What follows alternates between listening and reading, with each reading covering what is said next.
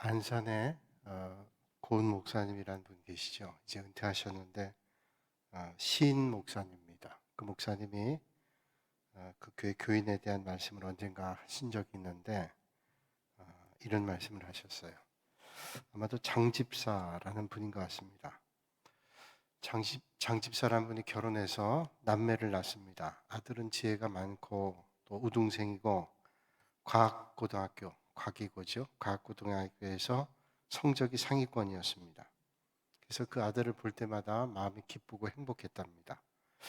그런데 중학교에 다니는 딸은 공부를 잘 못했다 그래요. 성적이 하위권이고 그래서 마음이 조금 불편했던 것 같습니다. 근데 뭐 그럴 수 있잖아요. 하나는 공부 잘하고 하나는 좀 못할 수도 있는데 이 장집사는 딸에게 이런 말을 했다 그럽니다. 자신도 모르게 습관처럼 말하기를, 야, 너 오빠 반절만이라도 좀 되라. 너를 볼 때마다 엄마의 마음이 너무 아파서 못 견디겠다. 그저 오빠 반절만 좀 되라. 그런 얘기를 했다는 거예요. 이런 식으로 아들과 공부 못한 딸을 비교하면서 늘 얘기하니까 아마 딸이 스트레스를 많이 받았던 것 같습니다. 그래서 이 딸이 그 스트레스를 이기지 못해서 정신병 약을 먹기 시작했어요. 정신병원 치료받고 치료가 잘 안 돼서 이제 병원에 입원하게 됐답니다. 정신병원에 입원하는 날 장집사가 너무 마음 아파하면서 내가 딸아이에게 참 그런 말 하면 안 되는데 하는 그런 마음이 깊었다 그래요. 그래서 치료받는 동안 그 어머니의 마음도 별로 마음 편치 않았겠죠. 여러 달 동안 치료받고 나왔는데 그 딸에 대한 미안한 마음이 너무 컸던지 이 장집사가 깊은 병에 걸려서 본인도 투병하다가 3년을 넘기지 못하고 세상을 떠났다 그래요. 안산의 고은 목사님이 그런 말씀을 하시면서 우리가 어떤 말을 하는가 참 중요하다. 가까운 사람, 사랑하는 사람에게 어떤 말을 하는 게 참 중요한가 하는 것을 말씀하시죠. 생각해 보게 하죠. 오늘 우리는 저주를 선포하기보다는 축복을 선포하고 또 축복을 빌 수 있는 여러분들이 되시길 바랍니다.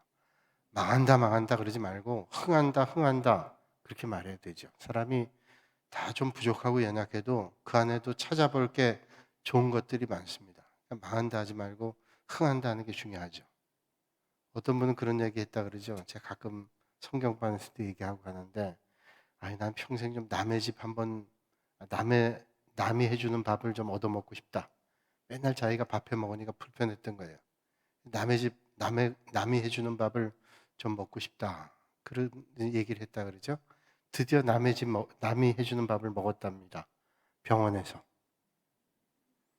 남이 해주는 밥 먹었는데 병원에서 먹었어요. 별로 축복이 아니었죠. 남이 해주는 밥 먹고 싶다는 말은 나도 일하지 않고 편하게 밥 해주는 밥 먹고 싶다 그런 말일 수 있었는데 남이 해주는 밥 먹고 싶다는 말이 곰곰이 생각하면 내가 해서 먹는 밥, 내가 일해서 열심히 벌어서 벌 수 있는 거 이게 사실은 참 큰 축복이죠. 내가 일해서 내가 벌어서 내가 해 먹을 수 있는 거 이거 참 큰 축복이에요. 근데 우리는 많은 은혜를 받았음에도 불구하고 그 잊어버릴 때가 많죠. 오늘 이 밤에는 우리가 축복의 입술 흥한다 흥한다 하는 그런 말 축복할 수 있는 여러분들이 되시기를 주님의 이름으로 축복합니다. 우리 옆에 있는 분들에게 한번 축복할까요? 축복합니다. 축복합니다. 정말 옆에 있는 분이 복을 많이 받으시면 좋겠어요. 옆에 있는 분들이 복을 많이 받으면 그 복이 어디로 가겠어요? 또 옆에 있는 분에게 또 가죠. 그래서 축복의 통로가 된다는 게 얼마나 귀한 일이에요. 자, 축복을 우리가 빌어준다, 흥한다라고 얘기한다는 건 좋은 일인데 오늘 말씀해 보니까 주님께서 재앙을 선포해요. 요한계시록의 말씀 보면 사도 요한을 통해서 반모섬의 요한에게 하나님께서 마지막 때의 모습들을 쭉 말씀해 주시면서 재앙을 선포하죠. 심판을 선포합니다. 특별히 일곱 인의 재앙, 일곱 인 재앙을 선포했고 일곱 나팔의 재앙을 선포했고 일곱 대접의 재앙을 선포했습니다. 근데 오늘 이 15장의 말씀은 이제 일곱 나팔의 재앙의 말미에 완전히 마무리지 않고 마치 보충 계시와 같은 이제 앞으로 있을 일들에 대해서 마치 축약한 것 같은, 그래서 뭐 휴거에 대한 말씀, 또 14만 4천 명에 대한 말씀, 666에 대한 말씀, 그런 일반적인 말씀들을 마치 축약해 놓듯이 그렇게 말씀을 하고, 이제 오늘 15장의 말씀은 마지막 7대접의 재앙의 말씀을 주고 있습니다. 7인, 7나팔, 7대접, 이 재앙이 이제 마지막 재앙입니다. 7대접의 재앙이 끝나면 이 재앙이 끝나게 되는데, 그렇다면 이 마지막 재앙이 얼마나 위중하겠는가 하는 것을 우리는 짐작해 보게 되죠. 근데 15장의 말씀은 7대접 재앙의 본론은 아니고 서론입니다. 그리고 본격적인 7대접 재앙은 16장부터 전개가 됩니다. 그러니까 오늘은 7대접의 재앙을 소개하는 서론과 같은 말씀이 오늘 15장 말씀이다. 그래서 8절밖에 되지 않죠. 그래서 16장에서 이제 본론이 나오는데 오늘 그 서론입니다. 자, 요한계시록에 나오는 세 가지 재앙은 다 특징이 있습니다. 첫째는 7인 재앙은 준비하라는 겁니다. 준비하라. 뭘 준비해요? 우리가 항상 뭔가를 준비해야 되죠. 재앙이 온다. 우리가 태풍이 올 때도 태풍이 온다 그러면 준비하죠. 배들은 다 이제 항구에 들어와서 정박을 해놓고, 또 혹시 정박했던 배가 서로 부딪히지 않도록 거리를 띄고 단단히 묶어 놓습니다. 또 어떤 데는 배를 항구에만 놓지 않고 작은 배들은 육지에 끌어올려 놓습니다. 혹시 바람이 세가지고 부딪혀 깨질까봐 다 준비합니다. 그러니까 7인의 재앙은 말하자면 이 땅에서 환난과 여러 가지 핍박과 고난을 당하게 될 때 모든 성도들이 준비하도록 그 재앙에 대한 준비를 말씀해주고 있습니다. 이 세상에 여러 가지 환난과 고통과 핍박을 받게 될 것이라는 것을 예고하시면서 이제 준비해라라고 하는 거예요. 재앙을 준비해라. 아무 방비 없이 준비 없이 당하는 고통은 얼마나 크겠어요. 두 번째로는 7 나팔 재앙은 경고입니다. 경고. 준비하고 난 다음에 아주 임박했어요. 경고의 나팔을 부는 겁니다. 준비하고 이제는 재앙을 맞이게 될 때 철저하게 마음의 준비를 해야 된다. 다시 말하면 혹시 세속에 잠든 성도들이 있을까봐 하나님께서 경고합니다. 믿음의 성도들이 마지막 때 하나님 앞에 더 믿음의 자리로 가야 되는데, 혹시 세상에 빠져서 세상에 연연해 살고 세상에 취해 살까봐 하나님께서 나팔을 붑니다. 그러면서 준비해. 그리고 경고하는 겁니다. 이제 세상에 취해 살지 말고 하나님 앞에 나가야 된다. 그렇게 말씀하죠. 이제 주님께서 이 땅에 오실 날이 얼마 남지 않았습니다. 재림할 때가 됐단 말이죠. 하나님의 진노가 임할 겁니다. 그러니까 회개하고 세상에 있던 사람 돌아오고 하나님 앞에 나와야 된다. 이렇게 경고의 메시지를 주고 있습니다. 그리고 마지막 세 번째, 7번째 대접, 7개 대접의 재앙, 마지막 재앙이죠. 인재앙, 나팔재앙, 그리고 7대접의 재앙은 진노가 어떻게 임하게 될 것인가를 말씀해주고 있습니다.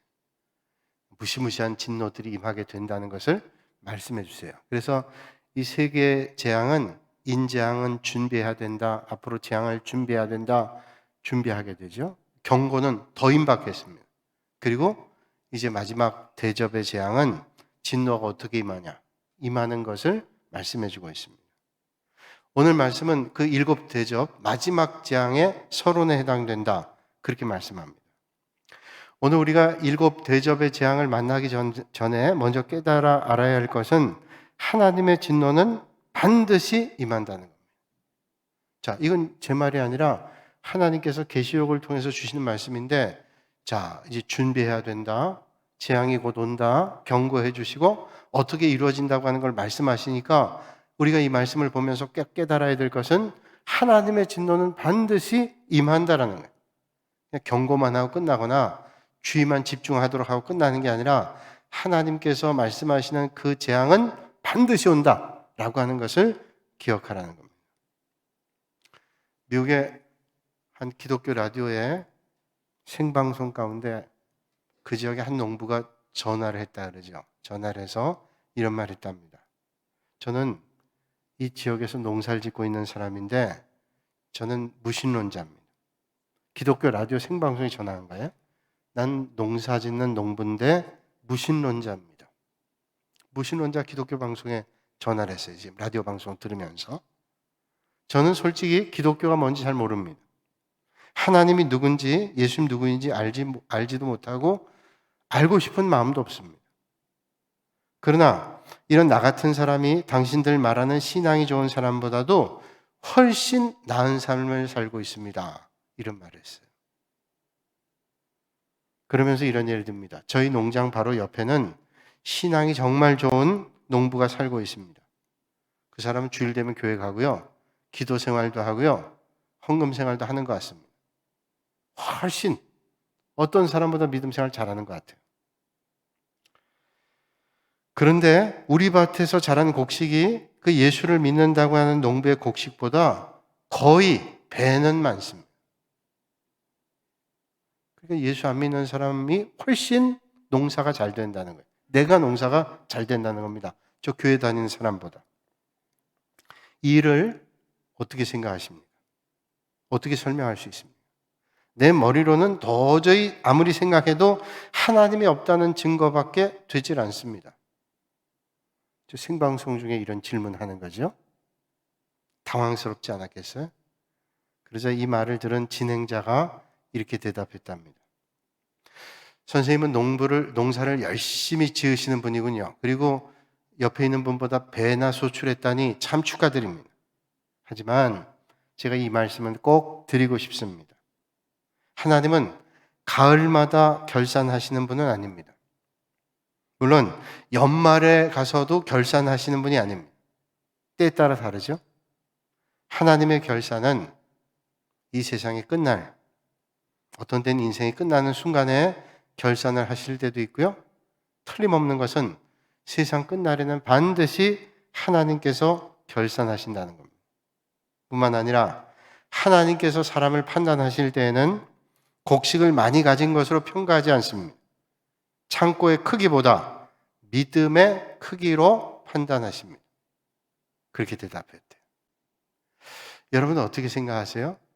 어떤 때는 믿지 않는 사람들이, 어떤 때는 정직하지 않은 사람들이, 어떤 때는 선하거나 올바로 살지 않은 사람들이 올바로 살려고 애를 쓰고 믿음으로 살려고 애를 쓰고 정직하게 살려고 애를 쓰는 사람보다 훨씬 잘 돼서 이 농부가 얘기하는 것처럼 2배, 아니 3배, 4배 더 잘 사는 것처럼 보여질 때가 있어요. 그럼 내가 예수 믿는 게 이게 아무것도 아닌가라는 생각을 혹시 하고 계시나요?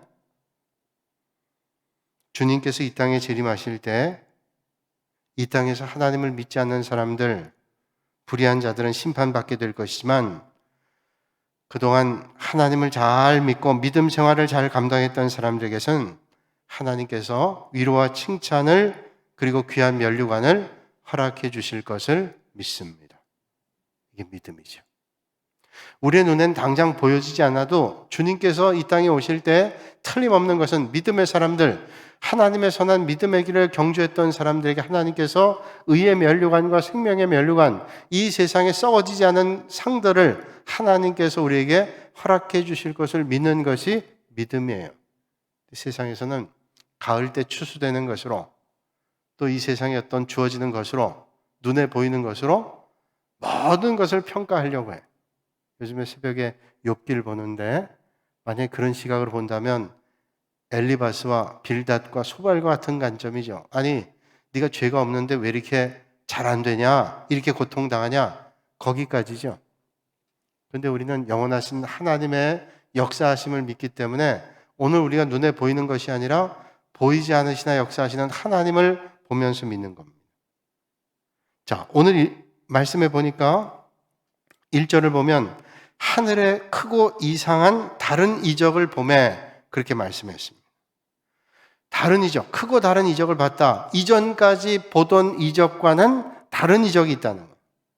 그리고 7 천사가 7 재앙을 가졌으니 곧 마지막 재앙이라 하나님의 진노가 이것으로 마치로다. 자, 7 천사가 7 재앙을 가졌는데 그게 마지막 재앙이고 이 마지막 재앙, 하나님의 진노가 이걸로 마친다. 그러니까 마지막 재앙, 이 재앙으로 재앙이 마친다는 거예요. 완결판입니다. 재앙의 완결. 그동안 재앙은 완전하지 않았어요. 이제 주님께서 마지막 재앙을 내리실 때는 완전한 재앙을 내린다는 거예요. 그동안 재앙을 볼 때 악한 사람이 잘 되는 것 같고 정직한 사람 손해보는 것 같은 그런 과정도 겪었을지 모르겠어요. 근데 마지막 재앙이 이럴 때는 완전한 재앙입니다. 이건 틀림없구나 하는 것이 보여질 정도로 하나님께서 그 재앙의 결론을 짓게 된다는 말씀이죠. 오늘 15장 말씀에 진노라는 말이 두 번 나옵니다. 한 번은 7절에 진노라는 말씀이 나오고 또 한 번 7절에 진노라는 말씀이 나옵니다. 여러분, 모든 사람이 복을 받기를 원해요. 또 축복을 빌기를 원합니다. 축복 받으세요. 축복합니다. 그런데 축복의 반대는 뭐냐? 진노입니다. 진노. 하나님의 진노. 우리가 하나님이 주시는 복이 있다면 그 복의 정반대는 하나님의 진노죠. 심판을 말씀합니다. 그러면 이 마지막 때 진노가 어떤 진노일까요? 성경은 이걸 마지막 재앙이라고 말씀하고 있는데 하나님의 진노는 이것으로 결론 짓게 되고 모든 것이 완성된다. 그때는 다 드러날 거예요. 과정 가운데는 어떤 건 좀 미진하고 이해가 안 되는 것들이 있는데 마지막 재앙 때는 완전하게 결론 질 겁니다. 이게 틀림없구나. 하나님의 선하신 손길, 하나님의 역사가 틀림없구나 보게 된다는 거예요. 진노는, 오늘 말씀의 이 진노는 우연히 일어나는 게 아닙니다. 하나님의 말씀대로 구체적이면서 숨김없이 착오 없이 진행되는 거예요. 우리가 믿음 가운데 고백하는 거지. 하나님의 섭리는 틀림이 없다. 우리는 어떤 데는 그게 우연인 것 같고 그건 어쩌다 그렇게 된 거야 라고 말할 수 있을런지 모르지만 믿음의 사람들은 우연이라고 말하지 않죠. 우연인 것 같지만 하나님의 섭리와 하나님의 역사가 거기 있다. 그게 우리의 믿음의 고백이죠. 그건 우리의 소신이 아니라 성경이 이렇게 말씀하고 있습니다. 공중에 있는 새가 그냥 떨어지는 것도 우연히 떨어지는 일이 아니라는 거잖아요. 다 하나님의 섭리 가운데 있다고 말씀해주고 있잖아요. 미국의 어떤 교회에서 붕괴가 일렸습니다. 예배당에 교인들이 가득 찼는데 그 교회는 아이들이 예배당 와서 은혜 받는 시간에 떠들고 방해할 가능성이 있기 때문에 16살 이하의 아이들은 예배 드리지 못하게 했어요. 붕괴 때만. 주일날은 주일학교 가서 예배 드릴 수 있지만 붕괴 기간 동안에는 여러 교우님들 아이들 16살 아래 아이들은 예배 들어오지 못하도록 그렇게 했어요. 그러니까 그 붕괴 때 예배당 오고 싶은 16살 아이들은 집에 있어야 되는 겁니다. 근데 한 아이 12살 된 아이가 예배당 앞마당에서 울고 있는 거예요. 그때 마침 그날 말씀을 전할 무디가 도착을 했어요. 예배당 앞에 아이가 울고 있으니까 12살짜리 아이가 울고 있으니까 왜 울고 있니? 배가 고파오니? 길을 잃어버렸니? 엄마 손을 놓쳤니? 물었어요. 그 아이가 얘기하기를 제가 예배당 들어가고 싶은데 오늘 무디 선생님 오셔서 말씀 전하는데 못 들어가게 합니다. 그래? 그러면 너 내 손 잡고 예배당 들어가면 들어갈 수 있을까요? 그리고 무디의 손을 잡고 예배당 아무도 제지할 수 없어요. 왜? 강사 목사님 오셨는데 붙잡고 들어가는데 누가 막을 수 있겠어요? 들어갔어요. 그냥 데리고 들어간 게 아니라 예배당 맨 앞에 강대상 앞에 앉혀놓고 예배 드렸어요. 얼마나 은혜가 많았어요. 도대체 쟤는 누군데 아주 어려 보이는데 예배 참석하니까 은혜를 많이 받고 또 많은 분들은 쟤는 누굴까 궁금했을 거 아니에요? 무디의 손을 붙잡고 왔으니까 아마 무디가 알고 있는 사람이다 이렇게 생각하지 않았겠어요. 말씀을 끝내고 무디가 그 아이에게 그런 말을 했답니다. 야, 예배당은 내 손만 붙잡으면 들어올 수 있어. 그런데 하나님의 나라는 반드시 예수님의 십자가를 붙잡아야 돼. 예배당은 내 손을 붙잡으면, 내 옷자락을 붙잡으면, 나를 잡으면 예배당에 들어올 수 있지만 하나님의 나라는 주님의 십자가를 붙잡아야 하나님 나라에 들어갈 수 있단다. 그 아이가 무디의 설교에도 은혜 받았지만 그 말에 깊은 감명을 받았어요. 맞아. 주님의 십자가, 그 보혈의 은혜를 붙잡지 않으면 갈 수 없다. 그래 잘 자랐어요. 20년이 넘는 세월 지났습니다. 그 부흥했던 교회에 스와트라고 하는 사람이 새로 목사로 부임했어요. 여러분 짐작하시듯이 이 스와트라고 하는 목사님 바로 20년 전에 12살이었던 그 아이, 그 교회 목사님으로 부임했어요. 아주 젊은 나이. 그가 늘 생각했어요. 하나님의 나라는 주님의 십자가의 보혈의 은혜를 붙잡지 않으면 안 된다. 그의 신앙과 신학은 십자가예요.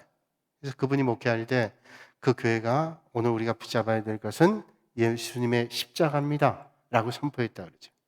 여러분, 오늘도 주님의 십자가만을 붙잡으실 수 있는 여러분들이 되시기를 주님의 이름으로 축복합니다.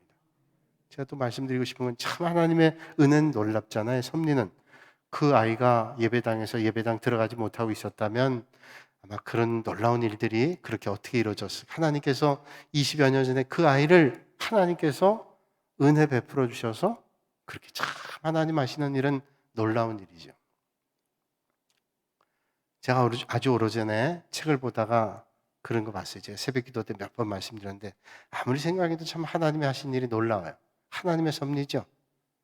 하나님이 하신 일은 구체적이고 숨김없이 착오 없이 정확하게 진행되고 있다는 거 우리는 모르지만 하나님이 하신 일들은 착오 없이 다 진행되고 있어요. 오늘도. 제가 새벽에 가끔 말씀드린 일인데 우리 한국교회가 존경하는 목사님이 한경직 목사님이잖아요. 서울 영락교회 목사님 한경직 목사님 세상 떠나셨지만 이 목사님께서 어린 시절 중학교 1, 2학년 시절에 고향 그 평안도의 어떤 시골 교회 예배당 교회당에서 예배를 다녔는데 어머니가 새벽 기도 갈 때마다 그 어머니 손을 붙잡고 어린 나이지만 예배당 가서 기도했대요. 중학교 1, 2학년 된 어린 나이에 새벽 기도 추울 때 가서 예배당 가서 기도해야 되는 거예요. 근데 기도하는데 이 목사님 중학교 때 참 이상하게 생각하던 게 있었대요. 그 교회 영수라고 하는 분이 계신데 영수라는 게 이제 지금 초대교회 공동체 때는 있었는데 지금 우리 교회는 이제 안수집사 같은 거예요. 안수집사 같은 직분. 그 영수분이 계신데 새벽 기도 나와서 늘 통곡하면서 울더래요. 그래서 그 한 목사님이 그 글에 쓴 거예요. 아, 저 영수님은 왜 그렇게 울 게 많을까? 매일 새벽마다 오셔서 저렇게 눈물을 흘릴까? 그런 생각을 어린 나이에 가졌대요. 저렇게 매일 와서 울고도 울 게 또 있을까? 그런 생각 가지셨대요.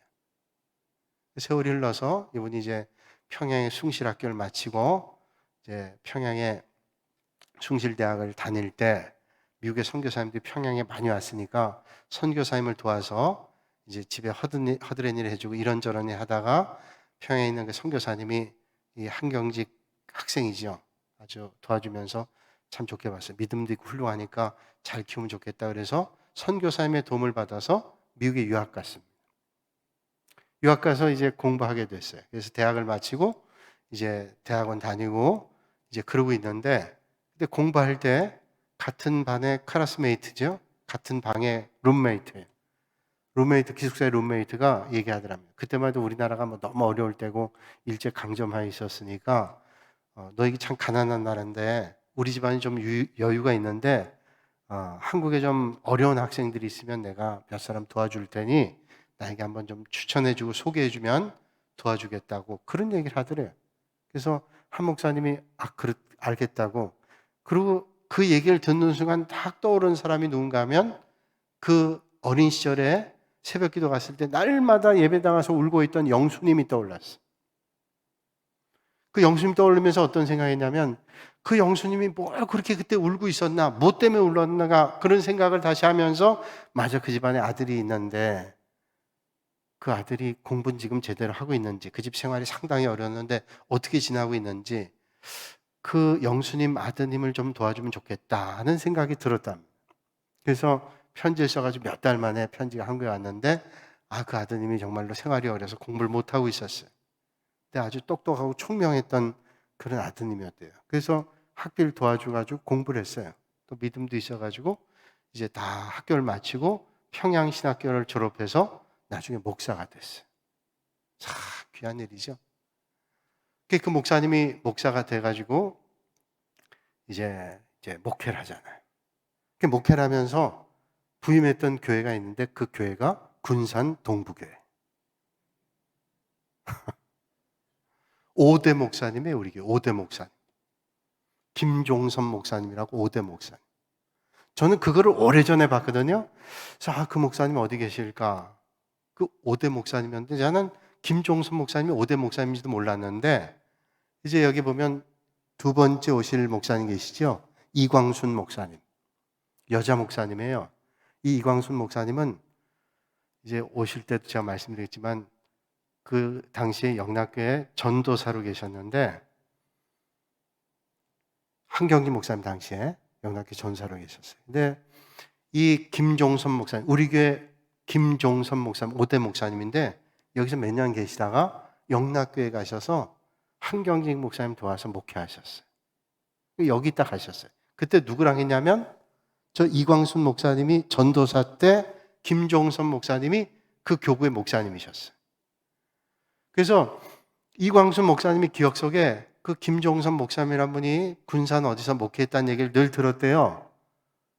그래서 그분이 가끔 교인들한테 설교할 때 군산에 어떤 교회 있을 때 뭐 얘기를 하는데 여기 당회실에 와서 봤는데 이 목사님이라고 사진 보고 얘기하더라고요. 그래서 그 목사님이 이 목사님이구나 발견했어요. 놀라지도 않았어요, 여러분. 나 깜짝 놀랐어요. 난 책에서 본 분이 우리 교회 담임 목사인지 몰랐고 그 사실을 이 목사님이 발굴해 주셨어요.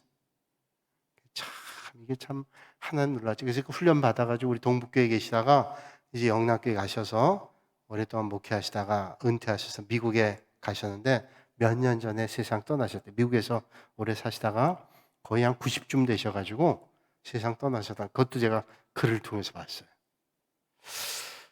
참 하나님이 하시는 게 누군가 눈물의 기도를 새벽에 드렸잖아요. 새벽 기도에 아들을 위해서인지 뭘 위해서인지 그렇게 날마다 눈물의 기도를 드린 것을 하나님께서 다 듣고 계셨어요. 그리고 세월이 흐른 것 같지만 한 목사님 통해서 그 룸메이트를 통해서 그 기도의 모습들을 떠올리면서 연결해가지고 공부하게 해서 목회하게 하고 그분이 우리 동북교회 와서 목회하시다가 가셨어요.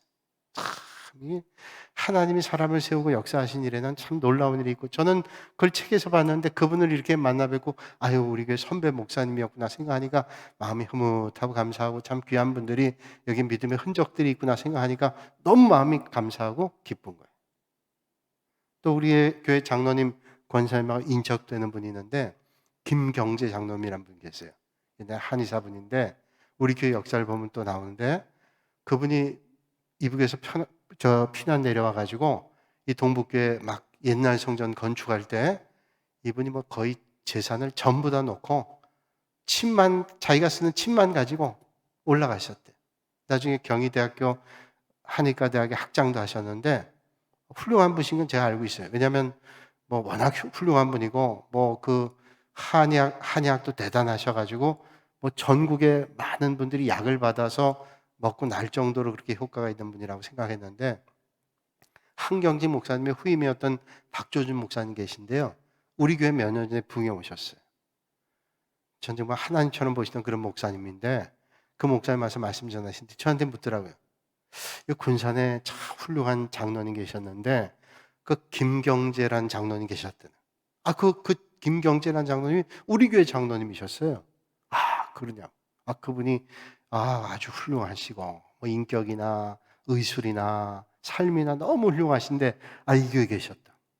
그렇게 훌륭한 장로님이 또 목사님, 장로님 다 훌륭한 분들이 계셨어요. 그게 그냥이 아니잖아요. 이 동북교회가 지금 88년 세월이 흐르면서 참 귀하고 훌륭한 분들이 많으셨구나. 그런 생각이에요. 여러분, 우리가 그냥 우연히 뭐가 되는 것 같지만 우연이 아니라 하나님께 섭리하셔서 그 모든 일들 빚으시고 역사하시는 거예요. 여러분, 하나님의 역사와 섭리 앞에 오늘 이 밤에 계신 여러분들이 아름답게 쓰임 받으셔서 이제 세월이 가면 그 집사님, 그 장로님 우리의 마음속에 참 은혜되는 그런 믿음의 사람들이 되시기를 주님의 이름으로 축복합니다. 하나님의 은혜가 그렇게 쏟아지게 되는 거죠. 오늘 말씀 준비하면서 맞아, 하나님의 섭리는 틀림없어. 우리는 우연인 것 같고 이게 뭐 우연히 뭐가 되어지는 것 같지만 우리는 우연으로 보죠. 그러나 하나님께서 섭리하시는 그 정확한 시침과 초침과 분침이 변함없는 그 하나님의 섭리가 오늘도 역사를 주관하고 계시다. 그 하나님의 역사 앞에 올바로 쓰이고 귀하게 쓰임 받아야 되겠다라고 하는 그런 믿음의 각오가 생깁니다. 자, 하나님의 말씀은 정말로 정확하고요. 하나님의 역사는 틀림이 없이 오늘도 진행이 됩니다. 자, 오늘 보니까 로마서 1장 18절의 말씀을 참고해서 보면 이래요. 로마서 1장 18절에 이렇게 말씀하고 있습니다. 하나님의 진노가 불의로 진리를 막는 사람들의 모든 경건하지 않음과 불의에 대하여 하늘로부터 나타나나니, 그렇게 말씀하고 있습니다. 하나님의 진노가 임하는데, 마지막 재앙 때 하나님의 진노가 임하는데, 어떤 사람들에게 하나님의 진노가 임하는가 하면 하나님께 불경건한 자들. 하나님께 불경건한 자들은 뭐예요? 하나님을 제대로 믿지 않는 사람이죠. 하나님께 불경하는 거예요. 하나님의 말씀 따르지 않고 하나님 등진 사람들, 믿음 밖에 있는 사람들, 믿어도 하나님과 대적하는 사람들, 이런 불경건한 자들과 또 사람에게 불의할 때, 불의를 행할 때, 그러니까 하나님께 올바르지 않고 세상에서도 사람들에게 불의를 행하는 사람들에게 하나님의 진노가 쏟아진다고 로마서 1장에 말씀하고 있습니다. 다시 말하면 예수 그리스도의 신부로서 예수님 앞에 신앙의 절개를 지키지 않고 우리가 이웃에 대하여 하나님의 자비와 사랑을 베풀지 않고 불의하게 살 때 하나님의 진노의 막대기, 진노의 책찍이 임하게 된다. 이게 마지막 재앙이 우리가 말씀해 주는 거예요. 이 서론의 말씀이에요. 그러니까 마지막 때 우리가 두 가지예요. 하나님께 대해서는 경건함으로 세상에는 하나님의 자비와 긍휼로 의로운 삶을 살아야 된다라고 하는 것을 말씀해 주죠. 그러면서 2절과 4절의 말씀 보면 어린 양의 승리의 노래가 기록되어 있습니다. 이 어린 양의 승리의 노래는 승리자의 노래예요. 자, 진노의 심판이 임할 때 하나님 앞에 승리의 노래를 부르는 사람 뭐냐? 믿음의 길을 잘 걸은 사람이 승리의 노래를 부르는 거죠. 지금 진노의 심판이 쏟아지고 있는데 하나님 앞에 찬양을 부를 수 있는 사람들, 이 승리의 노래를 부르는 거죠. 이 노래를 뭐라고 얘기하는가 하면 어린 양의 노래요, 모세의 노래다, 이렇게 명명하고 있습니다. 2절과 3절에 오늘 본문에 이렇게 말씀하고 있습니다. 또 내가 보니 불이 섞인 유리바다 같은 것이 있고 짐승과 그의 우상과 그의 이름의 수를 이기고 벗어난 자들이 유리바닷가에 서서 하나님의 검은 고를 가지고 하나님의 종 모세의 노래, 어린 양의 노래를 불러 이르되, 2절과 3절 초반까지입니다. 자, 이 승리의 노래를 부르는, 말하자면 찬양대죠. 승리의 노래를 부르는 찬양대가 될 수 있는 자격이 뭘까요? 여러분, 교회 찬양대도 아무나 찬양대 안 합니다. 못 합니다. 찬양대가 될 수 있는 자격이 있어요. 보통 찬양대는 적어도 세례교인 이상으로 또 믿음이 좀 갖춰져야죠. 그리고 그렇게 돼도 또 찬양을 잘해야 됩니다. 찬양 잘 못하는데 찬양대 될 수 없잖아요. 그러니까 믿음의 기본도 어느 정도 갖추고 또 찬양할 수 있는 실력이 있어야 되죠. 왜 믿음이 필요할까요? 예배당에 앞에서 찬양하는데 찬양대가 찬양하면서 찬양만, 내가 노래 잘한다고 찬양만 한다고 찬양해? 믿음이 있어야 올바른 찬양 부르잖아요. 이 앞에 있는 분들은 여러분들 회중을 보고 예배를 드린 사람이기 때문에 예배 드리는 자세가 아주 중요합니다. 그렇잖아요. 그냥 저기 앉아있는 분들도 예배 드릴 때 자세가 중요한데 앞에서 찬양 부르는 사람들이 예배 드릴 때 다리 꼬고 앉았다가 찬양대 할 때만 일어나 하고 예배 드리고 날 때, 예배 드릴 때는 졸거나 떠들거나 다른 짓 하고 있으면 그 예배 드리는 사람들이 은혜가 되겠어요? 그러니까 찬양대 하려면 기본적인 믿음의 자세가 있어야 돼요. 그 믿음의 자세뿐 아니라 기본적 인격이 있어야 올바로 찬양할 거 아니에요. 그 앉아서 딴짓하거나 졸고 있거나 귀를 막고 있거나 이러면 이게 은혜가 안 되는 거죠. 그러니까 기본적인 믿음의 자세를 갖춰야 되고 또 찬양을 할 줄 알아야 돼요.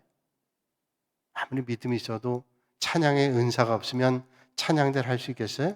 그게 교회 찬양대 기본적인 자격이잖아요. 그러면 천국의 노래를 부르는, 승리자의 노래를 부르는 찬양대 자격은 어떤 자격이냐? 세상의 찬양대와는 좀 자격이 달라요.